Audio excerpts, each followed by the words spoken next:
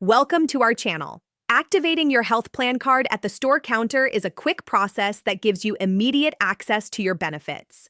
Let's go through the steps. Step 1. Locate a participating pharmacy or store that accepts your health plan card. Most major pharmacies and health retailers are part of network plans.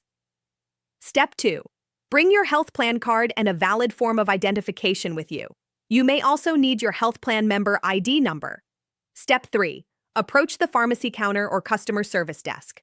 Let the staff member know that you need to activate your health plan card. Step 4. Provide your health plan card to the pharmacy staff. They will scan or enter the card information into their system. Step 5. Present your identification for verification. The staff may ask for your driver's license or another government-issued ID to confirm your identity. Step 6. Answer any security questions if required by your health plan. This might include your date of birth, address, or member ID number. Step 7.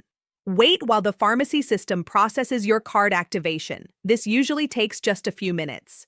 Step 8. Confirm that your card is active by asking the staff to verify. You can also test it by making a purchase or asking about your current benefits balance. Don't forget to like this video and subscribe to our channel.